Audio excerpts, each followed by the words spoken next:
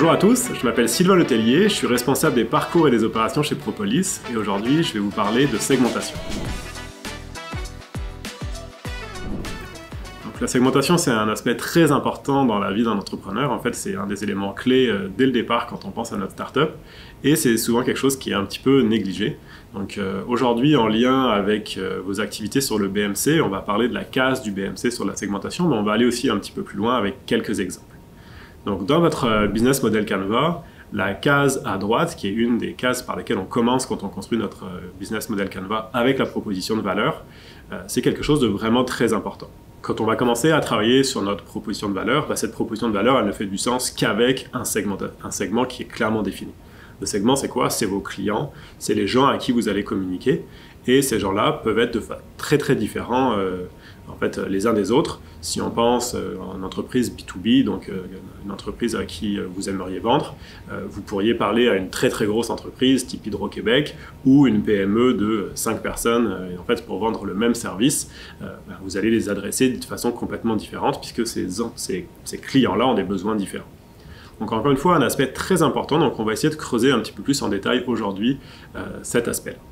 Pour commencer, on va regarder 3 compagnies qui vendent un produit assez similaire, donc des standing desks, donc un produit qui, somme toute, à travers ces 3 compagnies, a peu de différence. Et on va regarder en fait donc le premier cas. Donc je vais vous montrer les 3 cas et pendant que vous regardez, essayez de vous dire à qui s'adresseraient ces sites internet ou ces communications-là et quel type de client pourrait être ciblé par chacun de ces produits. Donc premier site, le deuxième site, et finalement, je vous laisse regarder le 3e site internet. Donc on regarde ces 3 sites. Et en fait, ce qu'on se rend compte, c'est que les 3 sont présentés de façon assez différente. Donc dans le premier, un site qui va vraiment mettre plus l'emphase sur l'aspect utilitaire du produit. On voit les différentes options de matériaux, les différents choix. Un deuxième site qui probablement présente un petit peu plus de contenu lifestyle, si on veut dire. On est déjà dans la mise en situation, on voit que c'est quelqu'un, le bureau est chez un particulier, donc ça peut peut-être être un entrepreneur qui travaille chez lui ou une toute petite entreprise. Et finalement, le 3e exemple, un bureau qui est là une entreprise qui mise beaucoup plus sur l'aspect très expérientiel de son produit et on voit quelqu'un qui clairement utiliserait peut-être plus un Mac sur son bureau et qui serait peut-être plus dans l'aspect créatif. Donc on voit à travers ces 3 exemples des entreprises qui vont miser et qui clairement vont cibler des consommateurs différents. Et en fait, je vous montre ça parce que ça c'est déjà pas mal plus avancé, c'est des entreprises qui ont déjà des clients, mais à travers ces exemples, on voit qu'elles ont choisi un segment particulier et ça a tout un tas d'implications. Si on a choisi, clairement dans le premier cas, le marché plus de l'entreprise, donc quelqu'un qui va travailler au procurement, aux achats dans une grande entreprise qui doit acheter 500 bureaux, et va choisir différents matériaux, elle va regarder les aspects plus fonctionnels de son produit, versus vous êtes en train de cibler les gens qui sont travailleurs autonomes, qui travaillent de chez eux, là le processus d'achat va être complètement différent, et donc on va présenter le produit de façon complètement différente. Donc, pour chacune de vos entreprises, vous pourriez vous dire, il y a probablement des clients différents que je pourrais aller rejoindre et pour faire une bonne job en marketing et pour notre entreprise, d'avoir des segments qui sont clairement identifiés nous permet d'être beaucoup plus précis. Un autre exemple qui va probablement vous parler, c'est la première version, la première page de Facebook, qui s'appelait The Facebook à l'époque, et vous êtes peut-être au courant, mais quand Facebook a été lancé, ça s'adressait uniquement aux étudiants undergrad de Harvard, donc c'était vraiment un marché très très très ciblé. Et aujourd'hui, c'est une des compagnies au monde qui a le plus d'utilisateurs, qui rejoint le plus de gens différents et qui va parler aussi bien avec votre grand-mère que votre neveu et tous les gens entre ça. Donc en fait, d'avoir une segmentation très précise au départ de notre entreprise ne nous empêche pas d'aller chercher des marchés très très larges après. L'idée, c'est que Facebook n'aurait pas pu se lancer en allant chercher directement tous les segments, si le site avait été créé pour parler déjà à des publics aussi variés que vos grands-parents qui partagent les photos de leurs petits-enfants, votre neveu, votre oncle, des profils très différents à travers tout un tas de pays.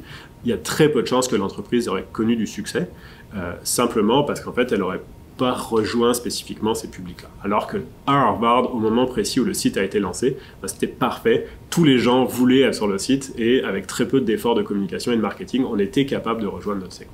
Donc c'est un pont, encore une fois, vous allez le voir à travers le BMC, on va le répéter souvent, l'important, c'est pas la case en tant que telle, donc c'est pas le segment que vous avez choisi, c'est pas la proposition de valeur, c'est le lien entre les cases qui est le plus important. Quand vous construisez votre BMC et que vous travaillez sur votre segment, c'est de comprendre l'impact que le segment que vous identifiez, qu'est-ce que ça va avoir comme impact sur les différentes autres cases. Fait que le segment va avoir un impact sur le type de canaux que vous allez utiliser pour les rejoindre, sur le type de relation que vous voulez avoir, sur les flux monétaires. Vous allez chercher un type de segment qui a une capacité de payer plus importante ou qui va rechercher un service un petit peu plus premium. Ben là, vous êtes capable d'aller chercher dans vos flux financiers plus d'argent ou plus de valeur. Versus, au contraire, si vous allez chercher un public qui a peut-être moins de capacité de payer, ben, il va falloir aller chercher plus de volume et changer un peu votre modèle d'affaires. Donc, le segment impacte toujours l'entièreté de votre modèle d'affaires et c'est ça qui est important à comprendre dès le départ. Donc avant d'aller plus loin, on va aller avec quelques définitions et en fait quelques concepts clés. Donc quand on parle de segmentation, ben, on pense à tous nos consommateurs. Si c'est une tarte, l'ensemble des consommateurs qu'on peut aller chercher, ben, cette tarte-là, la segmentation, c'est la façon dont on va couper les parts. Donc vous pouvez couper votre tarte de façon très différente. Vous pouvez faire des belles parts, vous pouvez faire des petites parts fines, vous pouvez faire des très grands morceaux. Mais le rôle de la segmentation, ben, c'est ça, c'est d'identifier vous quelle décision stratégique vous allez faire pour couper cette tarte-là en différents morceaux. Donc la segmentation part sur le principe qu'on va essayer de comprendre qui sont les différents segments qui pourraient être intéressés à notre produit. Donc ça, c'est une première étape du travail. Donc vraiment faire un travail un peu d'analyse et de recherche pour être le plus exhaustif possible. Et ensuite passer à l'étape du ciblage. Donc dans tous les segments qu'on a identifiés, l'intérêt, c'est de se dire je fais un choix stratégique clairement défini, c'est moi qui décide de faire ça pour les impacts que ça va avoir sur mon entreprise, sur mon modèle d'affaires, de choisir tel segment. Ça peut être un segment, ça peut être deux segments, ça peut être trois segments, mais de clairement les identifier et de se dire c'est cela que je vais choisir puisque c'est comme ça que je vais construire mon modèle d'affaires. Donc l'aspect segmentation, c'est une première étape de identifier les segments, le plus de segments possible et finalement le ciblage qui est le choix stratégique. Et finalement, la troisième et ultime étape par rapport à la segmentation, c'est le positionnement. Donc c'est le revers de la médaille. La segmentation, c'est quel consommateur je vais aller rejoindre. Et finalement, le positionnement, c'est moi en tant qu'entreprise, qu'est-ce que je vais prendre comme action pour me définir. Donc ça peut être l'image de marque, ça peut être la façon dont je vais communiquer, les canaux que je vais utiliser, mais qui vont me positionner. Et donc dans la tête des consommateurs, ça sera ce qu'ils vont avoir en tête quand moi je vais me présenter. Donc ça se travaille, mais c'est aussi quelque chose qui est créé directement auprès des consommateurs. Donc on reviendra sur ce point-là dans une prochaine capsule. Donc toujours pour continuer dans les définitions, l'idée d'un segment en fait c'est quoi? C'est un groupe homogène de clients, donc ils vont partager des choses. Donc ça peut être à la fois des données sociodémographiques, donc c'est ce qu'on connaît plus. Ok, mon segment c'est les hommes, c'est les femmes, c'est les jeunes, c'est les millennials. Mais au-delà de ça, et ce qui est souvent bien plus pertinent, ça peut être tout un tas d'attitudes et de comportements. Donc ça peut être, sur le côté des attitudes, est-ce que c'est des gens qui sont, pour qui, par exemple, l'environnement est très important? Est-ce que c'est des gens pour qui le bien-être et le sport est très important? Donc ça nous permettrait d'identifier que même parmi, si on va cibler les hommes de 20 à 30 ans, dans ce groupe-là, c'est des gens qui sont très très différents. Donc on veut, encore une fois, avoir une taille de tarte un petit peu plus petite, d'être plus précis, et donc se dire, en fait, moi je vais cibler les hommes de 20 à 30 ans, mais qui sont très actifs, qui aiment beaucoup, par exemple, le plein air, et rajouter un aspect qui pourrait être comportemental, c'est des gens qui font des courses, qui vont faire du trail par exemple, et qui vont courir au moins une course compétitive de trail dans l'année. Donc ça pourrait être un segment qu'on a identifié. Donc voici un genre d'exemple.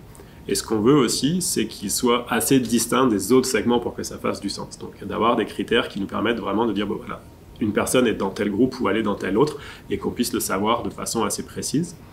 Et finalement, ce qui va rendre un segment intéressant, c'est aussi qu'on puisse les rejoindre d'une façon de communication ou de marketing auprès de notre entreprise pour les transformer en clients. Et donc qu'ils aient des habitudes de consommation ou d'accès aux médias ou de la façon dont ils vont prendre conscience qu'une marque existe qui soient assez similaires. Donc si vous avez des gens, je vais reprendre mon exemple des hommes de 20 à 30 ans, s'il y en a qui sont uniquement sur Internet, qui passent énormément de temps sur les blogs, sur les sites, qui vont être sur les médias sociaux, et un autre groupe qui est, elle, complètement déconnectée parce qu'elle a fait le saut et qu'elle ne veut plus avoir de téléphone intelligent, ça va être très difficile de les rejoindre de la même façon. Donc, en ayant des segments qu'on peut rejoindre de la même façon. C'est vraiment un aspect important, encore une fois, dans la façon dont on va structurer notre stratégie.